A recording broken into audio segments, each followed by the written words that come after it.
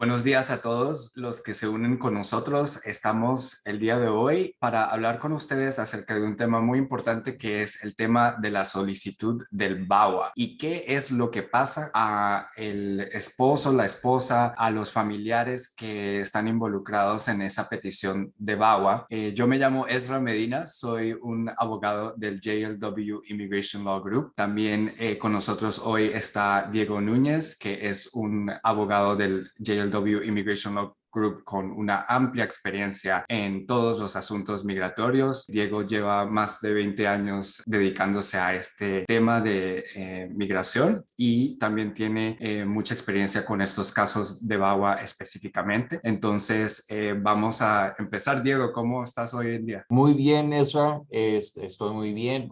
Antes de empezar, una de las cosas que queremos pedir a las personas interesadas en estos temas es que se suscriban a nuestro canal para poder compartir y ver la información de videos. Como dijiste en la introducción, sí, una de las cosas que queremos hablar es sobre el proceso de VAWA. Y el proceso de VAWA es cuando una persona está pidiendo un estado legal, cuando está, puede ser padre, madre o hijo, hija o esposo, esposa de ciudadano o residente permanente. Y del proceso uno tiene que demostrar que ha sido víctima de abuso. Y el abuso no tiene que ser físico, puede ser psicológico, puede ser verbal, pero tiene que llegar al punto donde es tratamiento cruel. Y parte del temor que las personas tienen en este proceso es porque, aunque tal vez están abusadas, no quieren meter a sus esposos o esposas en problemas con la ley, en particular que lleguen a ser arrestadas, o si son residentes, que lleguen a ser puestas en procedimiento de deportación y ser deportadas después. Que esto es algo común. Aunque tal vez una persona nos está tratando mal, no significa que esta persona no es alguien que no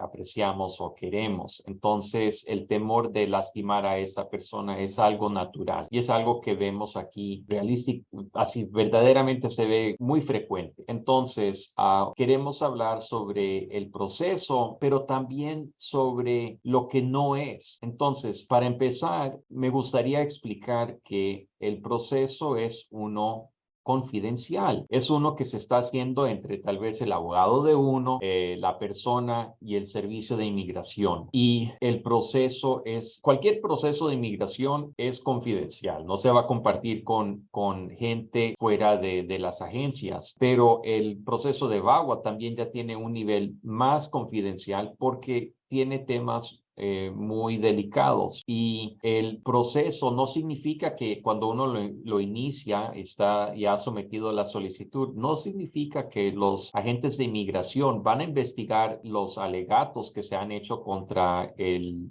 esposo o la esposa y no van a ir a hablar con ellos para ver si es verdad que ha sido abusada. Es algo que uno tiene que dar la evidencia directamente a ellos, y no es algo que ellos después, inmigración, va a reportar a la policía. Eso no sucede. Entonces, hay veces que el abuso llega a ser de un nivel criminal y tal vez la policía sí se ha involucrado en investigar el abuso, si ha sido abuso físico, pero no todo el abuso que se encuentra en relaciones tiene que ser físicas para poder calificar para el VAWA. También el abuso puede ser emocional o puede ser psicológico. Uno de los primeros casos, el primer caso que yo hice de VAWA hace muchos años, el abusador no estaba físicamente abusando a la persona, pero lo que sí estaba haciendo era controlar todo aspecto de la vida de ella, qué era lo que ella podía comer, si le daba dinero para comprar comida, y ellos no vivían en una ciudad o un pueblo, vivían en un rancho. Entonces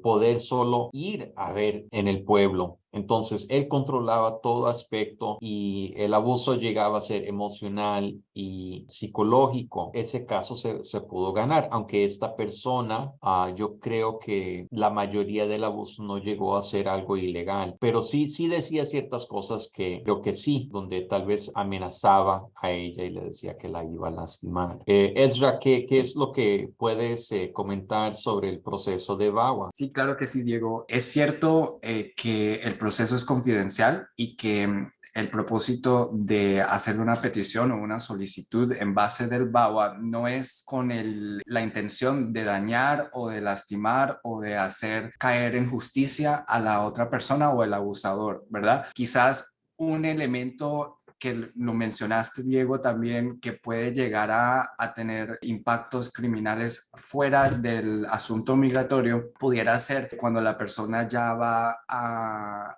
acumular pruebas para tener pruebas cuando hace la solicitud del BAWA. Por ejemplo, si la persona afectada, la víctima, ha acudido a centros de violencia donde han tomado refugio y en ese refugio han dado información que no es una información que se da a un abogado o a la agencia migratoria del USCIS, sino que es algo que ya es fuera del trámite del BAWA, pero forma parte de la evidencia que se está formando, vamos a decir, la persona para luego aplicar para BAWA. En esas circunstancias, pues no se puede asegurar que la información que se dé a personas fuera del ámbulo del tema migratorio, una persona que se esté ocupando de cómo tratar el caso fuera del tema migratorio, pero dentro como de un centro de refugio o personas del gobierno que están investigando, eso pudiera llegar a ser reportado a la policía y pudiera entablar un proceso criminal para esas personas. Pero vamos a decir que fuera de esas circunstancias específicas, dentro del aspecto migratorio con la solicitud de BAWA directamente a la agencia de migración USCIS,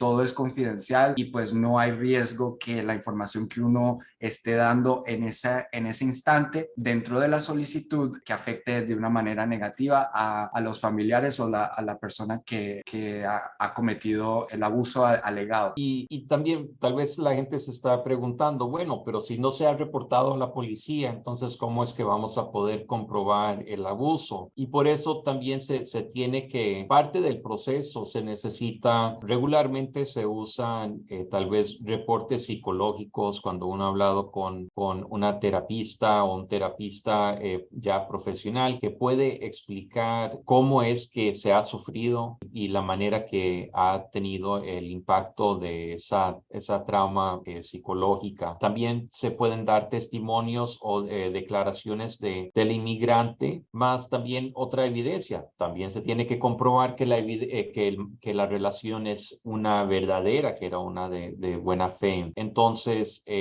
sí, pero sí ha habido una investigación, aunque tal vez no haya una sentencia, se puede usar parte de ese reporte que se ha hecho a la policía. O tal vez si no se fue, si nunca se reportó, pero tal vez fue a un shelter, a una casa, hogar de protección para personas que han sufrido abuso. Cosas así pueden usarse para poder hacer el proceso. Pero la razón que estamos diciendo esto es porque hay muchas dudas que gente tiene y que no quiere llegar a meter a otras personas en problemas, o tal vez es porque tienen el temor que reportarlo, el papá del niño de uno va a ser deportado o no va a poder apoyar a la familia, cosas así. Hay muchas cosas que la persona tiene que calcular en su mente para pensar y decidir cómo es que va a actuar. Pero la razón que se hizo la ley de VAWA era para proteger a personas que estaban abusadas y que estaban usando el estado legal migratorio contra uno. Y eso es algo que también pasa para muchas personas, incluyendo a hombres, donde el estado legal de esa persona se usa contra él y